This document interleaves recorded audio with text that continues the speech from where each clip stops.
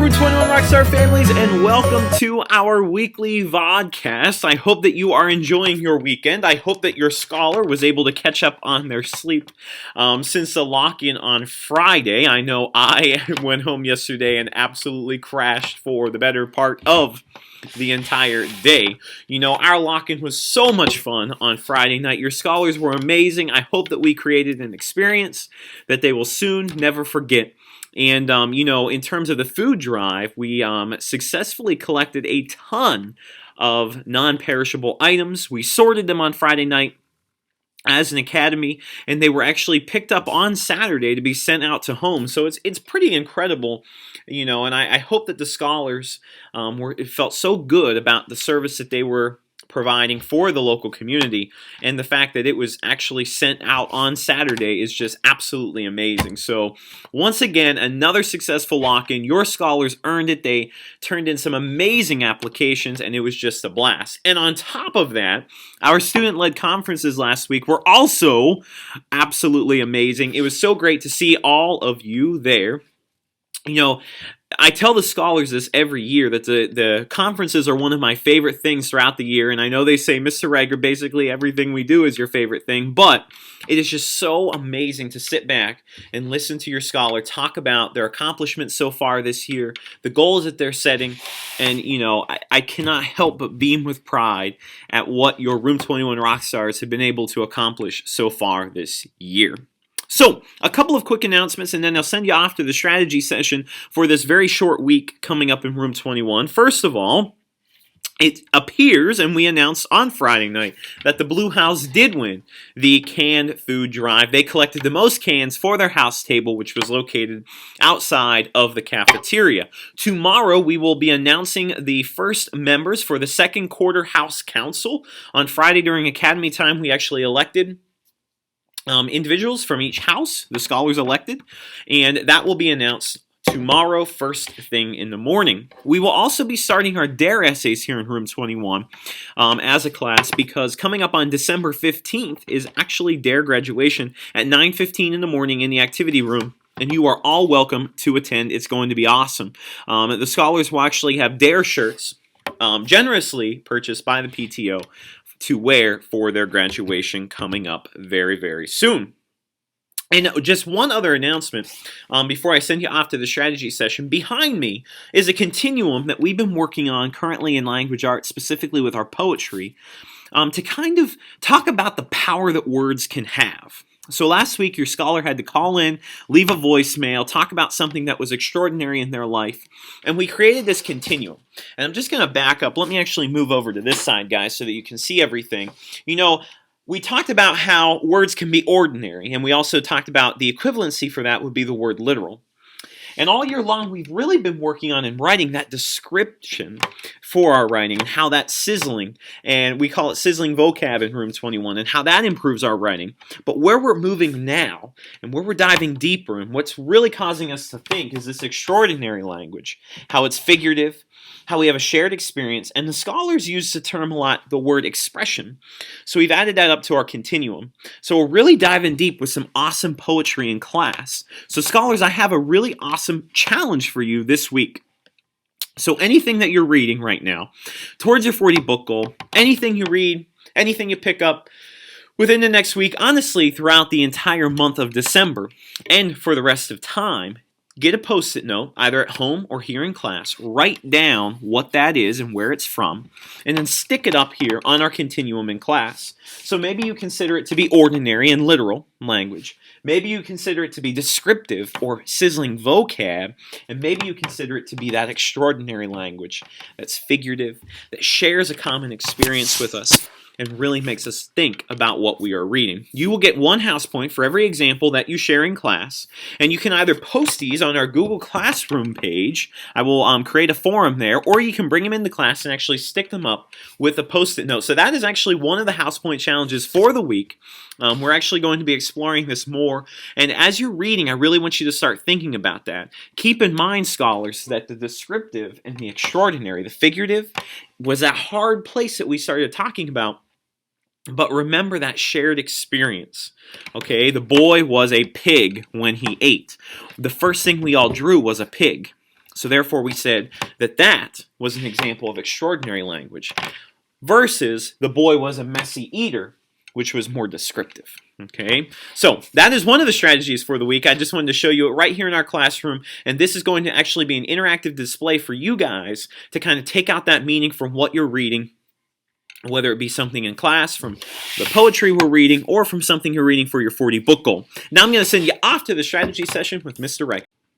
Okay, Room 21 Rockstars, starting off on our class website today. I'm going to take us right over to the VODCAST section, only because I'm continuing the theme that I started when I was filming inside of the classroom of working on that poetry. So a couple of things that you can do this week to earn house points and to extend that thinking that we've been working on so hard right now with our poetry unit. So we are working on summarizing, okay? So the big area I want you to hone in on here is writing that 6-word summary for anything that you're reading, honestly, you know, or even challenge yourself to make it even smaller, you know, make it 5 words, 4 words, because as you get smaller, okay, you're increasing the higher level thinking because you really have to think about how am I going to sum all of this up in just that short amount of time.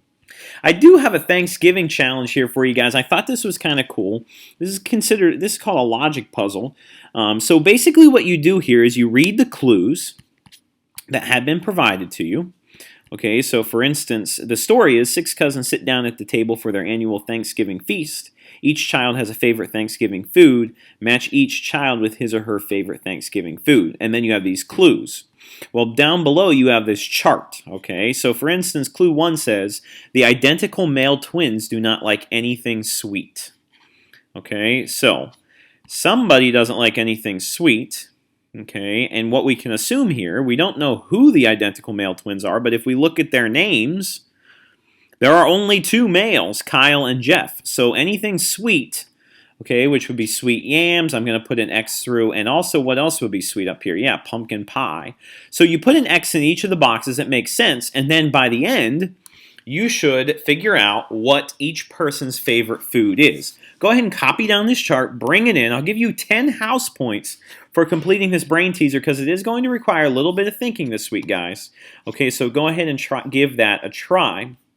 Also, I found a poem by Langston Hughes called Thanksgiving Time. Okay, what I want you to do with this is make a T-chart somewhere. Okay, so for instance, if I have, let me just go over to a new Google document to kind of show you. You can do this on paper or honestly anything that you'd like, but create a chart, okay, for the or a table, and write ordinary or literal and extraordinary or figurative. And you may actually want to create a third column. In fact, I think I will. Column to the right. I'm going to move this. I'm going to move this right here, and I'm going to make this descriptive. Okay, and then what I'm going to do is I'm going to add a little row below, okay, and you can just do this on paper or you can do it on your Google Docs account. That'd be pretty awesome. And I want you to come back to this poem, okay, by Langston Hughes, and I would like you to find some language that is ordinary, find some language that is descriptive, find some language that is extraordinary. Thanksgiving Time by Langston Hughes. When the night winds whistle through the trees and blow the crisp brown leaves a-crackling down, when the autumn moon is big and yellow, orange and round, when old Jack Frost is sparkling on the ground, it's Thanksgiving time. When the pantry jars are full of mincemeat and the shelves are laden with sweet spices for a cake, when the butcher man sends up a turkey nice and fat to bake, when the stores are crammed with everything ingenious cooks can make, it's Thanksgiving time. When the gales of coming winter outside your window howl, when the air is sharp and cheery so it drives away your scowl, when one's appetite craves turkey and will have no other fowl, it's Thanksgiving time. Okay, so once again, try to find some ordinary language, some descriptive language, and some extraordinary language there. And this can actually go with the challenge that I explained earlier in the video, and you can earn 1 house point for each example you bring in and stick up on the continuum on the bulletin board in our classroom. Okay, so I thought that was a cool poem by Langston Hughes for the time of year as well. So a lot of cool challenges this week with your thinking, okay, in terms of reading, okay? So, and finally, the writing fix of the week, I'd like you to use this image right here as an inspiration for your writing. Bring it in, 5 house points with that. And finally, math. I have a couple of different things that you guys can look at this week. You know, we do have our tests coming up this week to review and recap fractions, decimals, and percentages. So I would check out these 2 sites right here, as well as following the tasks that I have included here from last week. Okay, but one other challenge I have for you, I have it here on a slide. Let's check it out. I just want you to look through your house for any products or items in your house that contain fractions or decimals, okay? And I was doing this today when I was in school, and I just looked on my water bottle, and it simply says 16 9/10 fluid ounces. Okay, so I'd like you to write those down and then order them in some way, form, or fashion, maybe from greatest to least, least to greatest.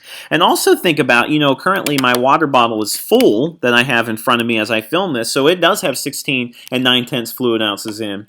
But how much water do you think would it be, you know, is in the bottle if you drank some of it? How many fluid ounces in decimals? So kind of think that as well as you guys are going along. And that'll, you know, reinforce our skill of ordering and comparing fractions and decimals at the same time. If you can bring in the product, maybe the packaging or something, that would be really awesome to share with the class as well. And that would just help to paint that picture in our mind a little more.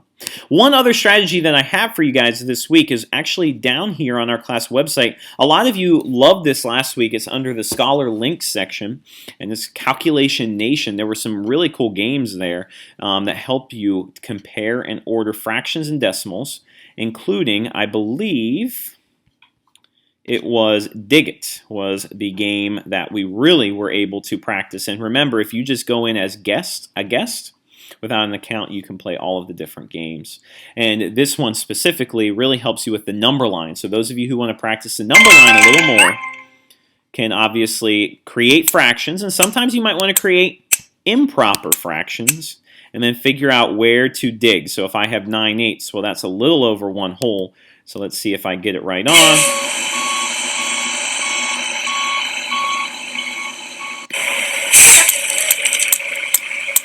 And then go ahead and see what the computer does, guys, as well. So that would be a great game to practice at home. If you write down some form of evidence that you were playing that at home, then I will be able to give you some house points for that as well. Now, our secret hashtag of the week is hashtag PBL presentations, because coming up on Tuesday are your presentations that we've all been waiting for. So I can't wait to see them. 5 house points if you bring in the secret hashtag this week, hashtag PBL presentations. There are so many opportunities to get house points. And if you look at the house point standings right now, scholars, we are within 100 points. All houses are within 100 points of one another. So it is literally anyone's race to win. So you got to put in all that amazing effective effort. Put forth, let's see what you do, bring it in, hashtag PBL presentations this week. And now I'm going to turn it back over to Mr. Reichard in person.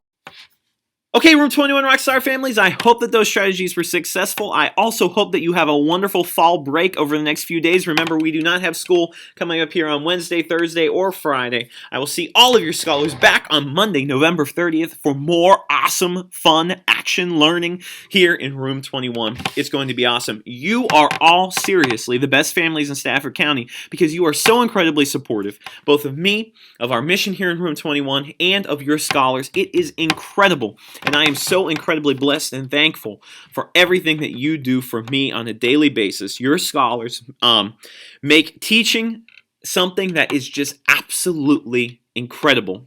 And it just ignites the passion within me. So thank you once again. I hope that you guys all have a great fall break. And I will see you guys next week.